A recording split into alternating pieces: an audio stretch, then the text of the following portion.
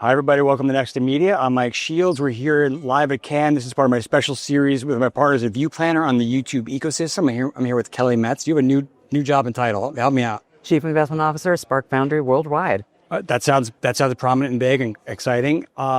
Let's talk about, we've talked about this in the past probably, but YouTube has really been trying to crack the TV market for the last couple of years. They've got the numbers in their favor, but I wonder how, if that's resonating with all clients. Are they TV yet?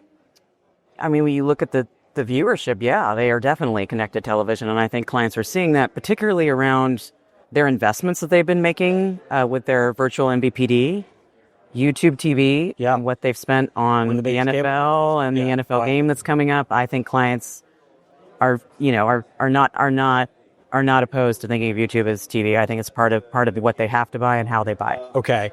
What about, YouTube talks about shorts being actually big on television, which surprises me. I don't know if brands see the short form thing as the same. I guess I'm asking, are TikTok and YouTube Shorts part of video, but not really TV, or is it like a totally different conversation? It shouldn't be a different conversation, and depending on where a brand is in terms of the audience they're trying to reach and the message they're trying to get out, some brands really should start social first. They just start short form first. Some brands, given where they are in their genesis and who they're trying to reach and the impact they're trying to create, should start with long form. There are a lot of different options now, and there are different ways to get there. Okay, tons of talk this year and last year about creators. Google announced a new initiative to try and make that easier. It still seems hard for me, at least, for brands to find the right creators, figure out who to spend with, activate at scale. Is that something that's getting better, a challenge in your life? It's not a challenge in my life at Publicis because we have made some very strategic acquisitions in the space around Influential and now Captivate. So I would say I'm very fortunate in that I work with the best in the marketplace in terms of how we navigate that for our clients. And it's hard, yes. Is it worth the effort? 100%. Is the ROI there? Absolutely. So yes, I would say it is difficult. There is risk involved, but there should be risk involved in any campaign if you're really trying to drive growth.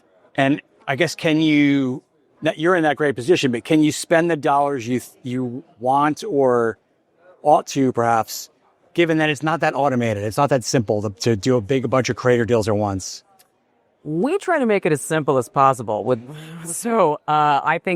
I think you'd be shocked how fast and agile we are and how quickly we can get campaigns into market. And you just juxtapose that with the legacy of what it takes to do a commercial spot for traditional television.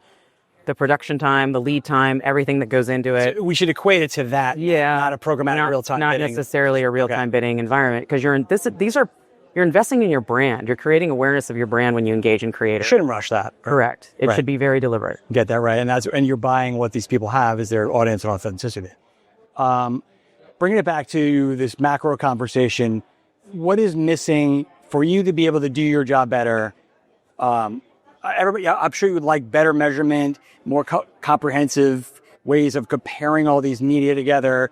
What's missing? What's missing on that front? What would you like to see happen? I mean, I always want better measurement for my clients because that's how we know to do things differently or to do more of things that are working.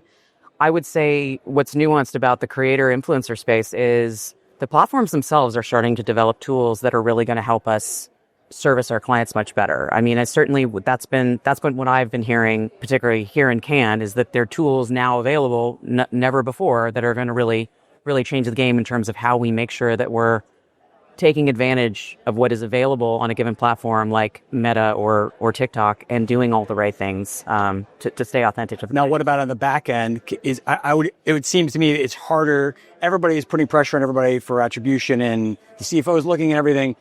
It seems harder to measure the impact of that stuff, broadly speaking. They're still walled gardens. You're still very much measuring within their ecosystem and then being able to extrapolate and provide foreign creators, which is not the comparative. I think the creator space is really interesting because you do have the opportunity with many platforms to create an effective CPM based on your data from the creator space. So it's nascent, but we'll definitely get there. But to your point, we can't pretend like it's here already. We need to keep putting pressure on the partners. Yes, you need more. Get there. You keep going.